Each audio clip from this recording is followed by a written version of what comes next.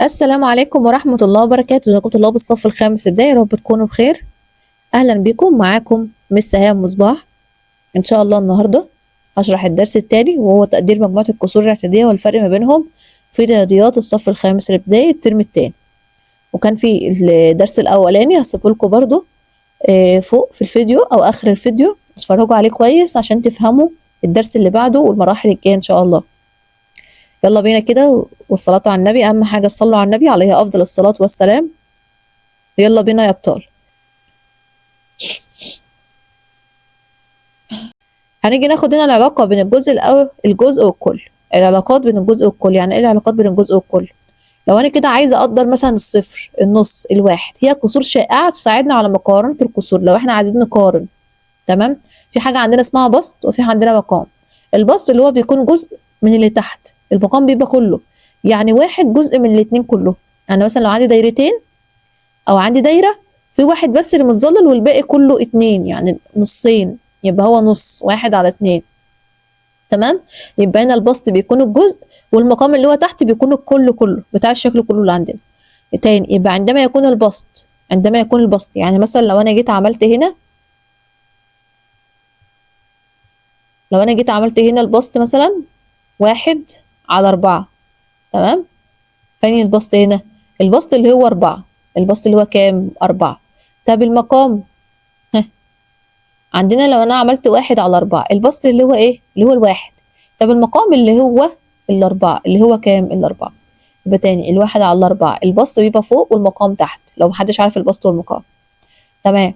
طب امتى يكون هنا البسط؟ عندما يكون البسط أقل بكثير، يعني هنا الواحد أقل بكتير قوي من الأربعة، أقل من النص. الأربعة نصها كام؟ الأربعة نصها 2، هو أقل من النص. ما دام أقل من النص بكتير يبقى هو قريب من الصفر، يبقى هو قريب من الصفر. يعني مثلا لو أنا جيت عملت هنا 1/7. تمام. نص السبعة كام؟ نص السبعة 3.5. 3.5، وده واحد، ده بعيد قوي. لما يكون أقل منه بكتير كده يبقى هو قريب من الصفر. قريب من إيه؟ يبقى الكسر ده قريب من الصفر. تمام. يبقى أقرب إلى الصفر. هيجي يقول لك هو أقرب ليه؟ أقول له أقرب إلى الصفر. طب تاني، لو أنا جيت قلت لك هنا 1/2. تمام. 1/2.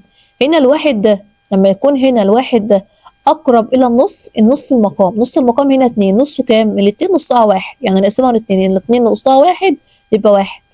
يبقى هو زيه أو أقل منه بشوية، قريب ليه خالص. يبقى هو كده أقرب إلى إيه؟ أقرب إلى النص، هو أقرب إلى النص. يبقى البسط هنا 5، أقرب إلى نصف المقام 4. تمام. لو أنا جيت عملت هنا 5/8. تمام. التمانية نصها كام؟ التمانية نصها 4، يعني نص المقام هنا 4. الأربعة دي قريبة من الخمسة؟ دي قريبة. ما دام أقرب إلى نص المقام، ما دام قريبة مش بعيدة، مش أقل بكتير، يبقى دي أقرب إلى إيه؟ أقرب أو قريبة إلى النص. قريبة إلى النص، يبقى هنا دي ثابتة. قريبة إلى النص. لما نيجي اعملها كده، قريبة إلى النص، نكتب كده أقرب إلى النص. يعني تاني، لما يكون نص المقام قريب من الرقم، بعيد قوي عن الرقم اللي فوق، يبقى قريب إلى الصفر. تاني، لو هنا نص المقام قريب من النص يبقى أقرب إلى النص. قريب من اللي فوق يبقى هو أقرب من النص. لو جبت التمانية، جبت 7، جبت 6، ولقيتها قريبة من الخمس أو قريبة من أي رقم فوق اللي هو البسط، يبقى ده أقرب إلى النص. دي ثابتة عندنا. طب التاني، طب لو عندما يكون البسط أكبر بكتير من المقام، يعني أزيد بكتير من المقام، بيكون أقرب إلى الواحد. يعني هنا ناخد نص المقام، هنا نص المقام هنا 10، طب نصه كام؟ نصه 5. نصه 5. طب اللي فوق 9، ده 9 ده أكبر منه. أما يكون اللي فوق أكبر من النص المقام اللي تحت يبقى هو أقرب إلى إيه؟ أقرب إلى الواحد. تمام كده؟ هنشوف دلوقتي بالمثال وهنطبقها عليه عشان تفهم أكتر. تقدير المجموع أو الفرق باستخدام الكسور المرجعية. يعني إيه الكلام ده؟ بيقول لك أوجد ناتج تقدير 1/8 زائد 5/8. لو أنا عايزة تقدير يعني أقربه الأكبر قد إيه؟ أقربه الواحد، أقربه النص، أقربه الصفر. طب تعالى نعرف كده. هنشوف كده ال5/6 الأول، 5/6 أقرب إلى 1. طب أنا عرفت منين أقرب إلى 1؟ جيت شفت نص المقام، شفت المقام بتاعه 6، أجيب نصه 3. التلاتة قريبة من الخمسة؟ التلاتة قريبة من الخمسة؟ لا مش قريبة طبعا، ده الخمسة هي اللي أكبر. ما دام الخمسة أكبر من نص المقام يبقى هنا قريب للواحد، أقرب إلى الواحد. تعال نشوف اللي تحت كده، 1/8. أو جيت هنا عملتها التمانية نصها كام؟ 4. 4 وده 1، ده بعيدة قوي، أقل منه بكتير. ما دام أقل منه بكتير يبقى أنا قريب من الصفر، لأن البسط 1 أقل بكتير من نص المقام. وبالتالي ناتج التقدير نعمل إيه؟ 1 على 8 زائد 5 على 6 هو 1. طب ليه 1؟ عشان 1 زائد صفر أصلا ب1. احنا لو جينا جمعنا 1 وزائد صفر هيطلع كام؟ هيطلع 1. تمام؟ يبقى تاني ناتج التقدير بتاعهم 1. تاني اوجد ناتج تقدير، اوجد ناتج عشان هنا جمع، انا جمعت عشان هنا جمع، انا جمعت عشان هنا جمع. لو ناقص زي دي كده هننقص عادي، مش اي حاجه. 3 على 5. اول حاجه نشوف المقام اللي تحت نجيب نصه. الخمسه دي نصها كام؟ نصها 2.5. قريبه ولا لا؟ اه ده قريبه. دي 3 و2.5 فرق بين النص بس درجه. نص درجه دي يبقى هنا قريب. ده قريبه هو اقرب الى النص. اقرب الى ايه؟ النص، لان البسط الثلاثه اقرب الى نص المقام. تمام؟ وتتكتب نص عادي اهي، نص عادي. طب تاني، طب التانية دي 8 على 10 اجيب نص المقام 5. طب الخمسة ده التمانية كبيرة قوي، ما دام كبيرة قوي يبقى هو اقرب الى الواحد، اقرب الى الواحد.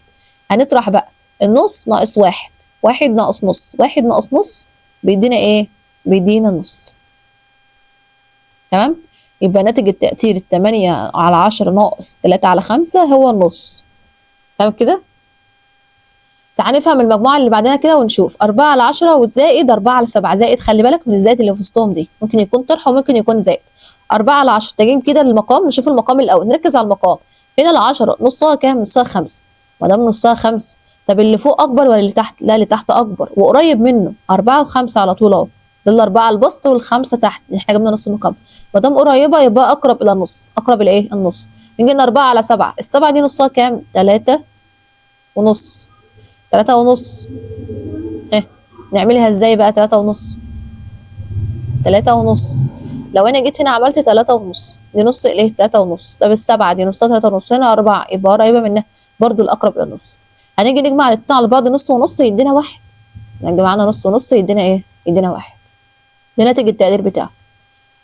هو الدرس سهل جدا مفيش فيه أي حاجة. هنيجي بقى الأسئلة دي كلها متكررة زي ما هي. بيقول لك قدر المجموع والفرق في المسائل التالية استخدام القصور المرجعية. هنحل ايه؟ احل معاكم كده المسألة دي والمسألة دي واسيب لكم التالتة تحلوها برضو مع نفسكم، تختبروا نفسكم كده انتوا فهمتوا ولا لا. هنيجي نمسح كده ونحل هنا. تمام؟ لو انا جيت هنا قلت هو اول رقم عندنا اول كسر 5 على 9 اهو، اكتب كده فوق 5 على 9 زائد، خلينا 5 في التسعة الأول. 5 في التسعة ده أقرب إلى كام؟ تعال نشوف التسعة دي نجيب نصها. طب التسعة نصها كام؟ 9 نصها 4 ونص. 4 ونص. تمام؟ طب الخمسة اللي قريبة ولا 4 ونص وخمسة؟ ده قريبة منها خالص، يبقى أقرب إلى إيه؟ هنكتب كده أقرب، أقرب إلى إيه؟ إلى النص. يبقى هنا أقرب إلى النص. أقرب إلى النص. طب أنا أكتبها إزاي؟ مش هكتب كده النص كده، لا أكتبها كده. يبقى أقرب إلى النص.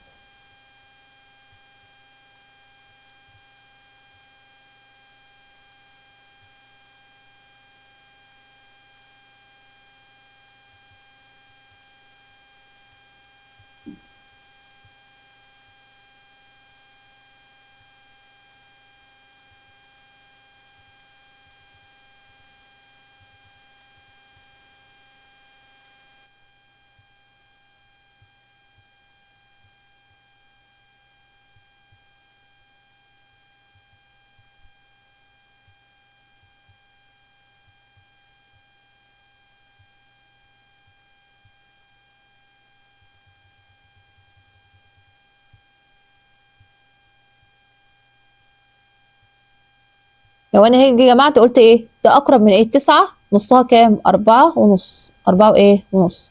طب 4 ونص وخمسة ده قريبة اهو من اللي فوق. ما دام قريبة يبقى اقرب الى ايه؟ اقرب الى النص. يعني هي بتساوي ايه؟ نص، قريبة من النص.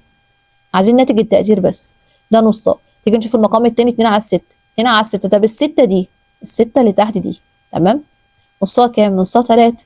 والتلاتة والاتنين قريبين برضو من بعض، هي برضو هي اقرب من النص. يبقى الاتنين على 6 اقرب الى ايه؟ اقرب الى النص. تمام. لو انا جيت هنا جمعت نص ونص، لما انا جمعت ليه؟ عشان ما بينهم هنا زائد، يبقى انا اعمل هنا نص زائد نص يساوي كام؟ يساوي 1. يبقى ناتج التقدير هنا، ناتج التقدير هنا بيساوي كام؟ بيساوي 1. تمام.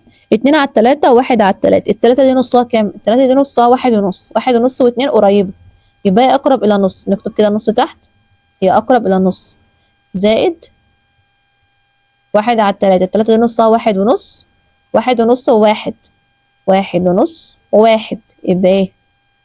خلي بالك، دي 2 على 3، دي 1، 1 ونص، هو قليل عنه، قليل عنه شوية، يبقى برضه إيه؟ نص. نص ونص بيساوي كام؟ بيساوي 1.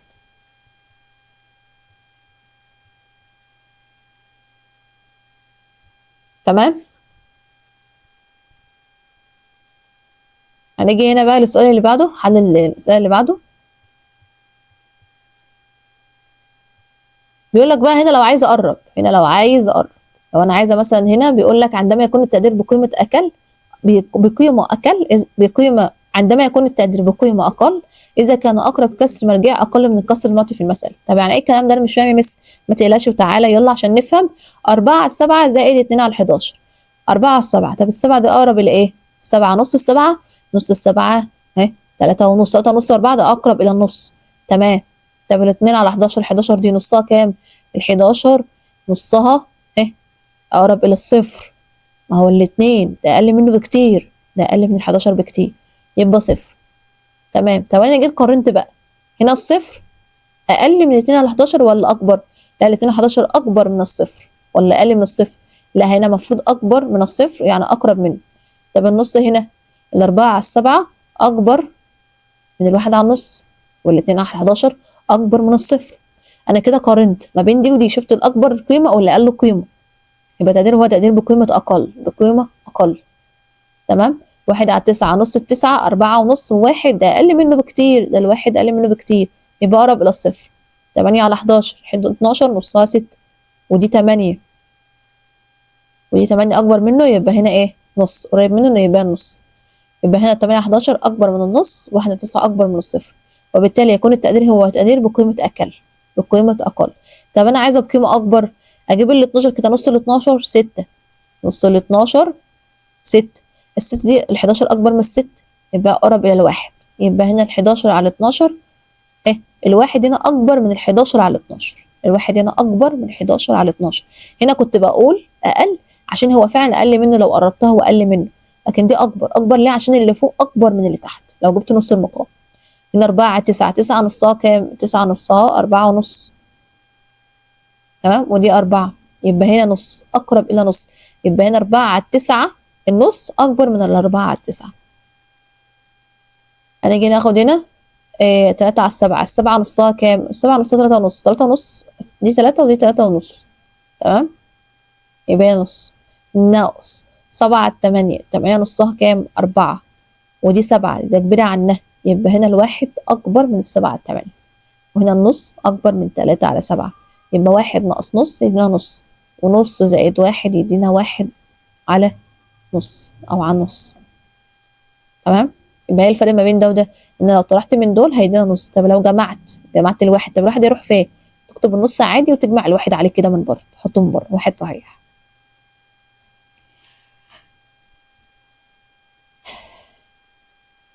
وضح ما اذا كان التقدير المحدد هو التقدير بقيمه اكبر ام تقدير بقيمه اقل. تعال نشوف كده.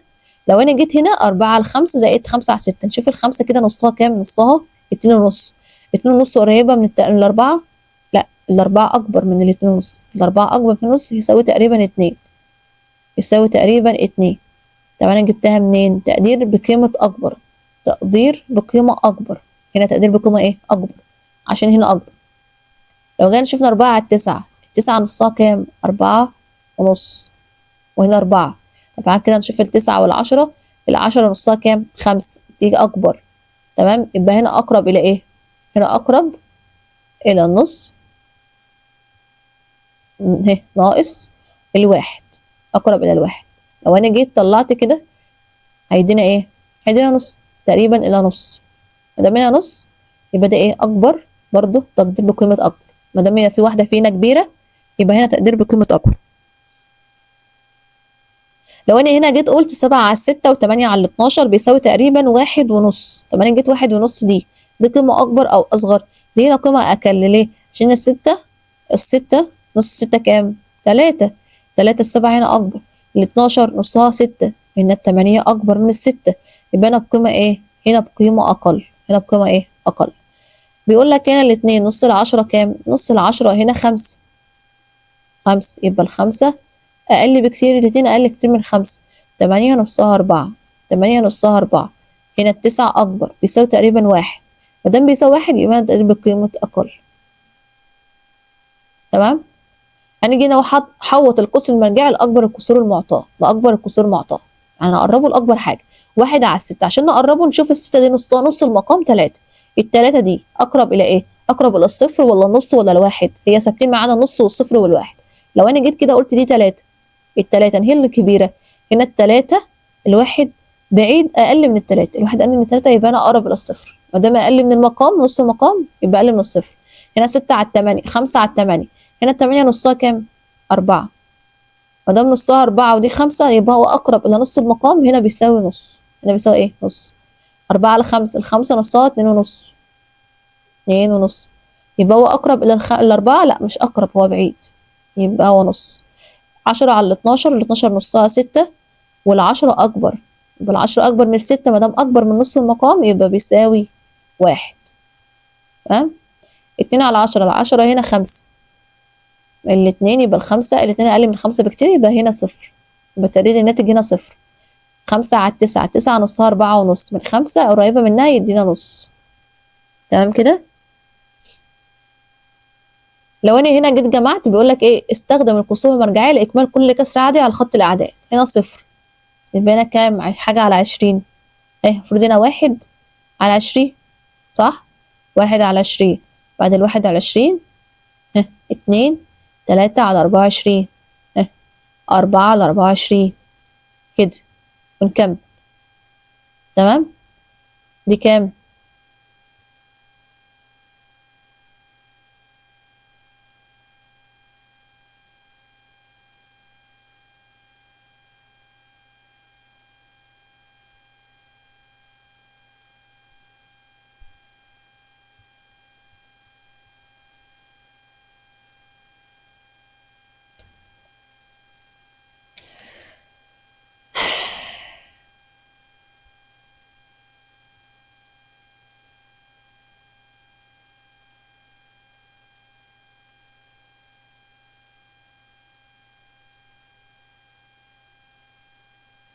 بيقول لك هنا سؤال 3، قدر الكسور التالية ثم أوجد المجموع واستخدم الكسور المرجعية الصفر والنص والواحد كما بالمثال.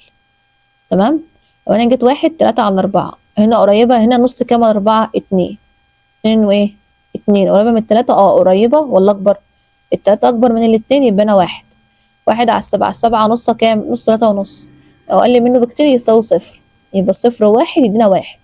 8، نشوف ال8 كده المقام بتاعها نصه كام؟ نص 4. ال4 قريبة من ال3 قريبة، يبقى يدينا ايه؟ مادام قريبة يدينا نص. تمام؟ 2/10، 10 دي نصها 5. ال5 دي ايه اللي أكبر؟ الاتنين هنا أقل بكتير من ال5، مادام أقل يبقى 0. 0 زائد نص يدينا نص. عندنا هنا 3/5، 5 نصها 2.5 و3 قريبة يبقى هي على النص. ال7 نصها 3.5، ال7 نصها كام؟ 3.5، 3.5 و3 يبقى دي أكبر، قريبة منها يبقى نص. نص ونص يدينا كام؟ يدينا 1. هنقول برضو سيب ده آخر واحدة هنحلها، واسيب لكم بقى الباقي اختبروا نفسكم كده وتحلوا نفس الطريقة اللي أنا ماشية بيها كده إن شاء الله، عشان الدرس ما ينساش منكم، وادخلوا على الدرس التاني إن شاء الله وأنتوا فاهمين الدرسين اللي قبل كده. 2/3، نص ال3 كام؟ 1.5. طب ال1.5 قريب من الاتنين؟ ده قريب، يبقى هي نص، ده قريب منها يبقى يدينا نص، أقرب إلى النص. 1/4، ال4 نصها 2. 2 برافو. طب الاتنين قريب من الواحد؟ الواحد أقل من الاتنين، برضو هو قريب منه مش بعيد أوي، هيدينا ايه؟ هيدينا نص، يدينا ايه؟ 1. يبقى تقدير الناتج هنا كام؟ 1. تمام كده؟ انا اكون كده خلصت معاكم التمارين كلها بتاعه الدرس، واي ان شاء الله اي سؤال ممكن يجي لكم فيه تفهموه وشرح الدرس.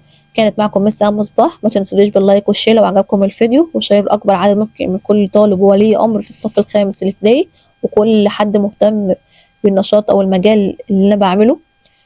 وان شاء الله يكون في ميزان حسناتكم. مشكور جدا كل الدعم منكم، والسلام عليكم ورحمة الله وبركاته.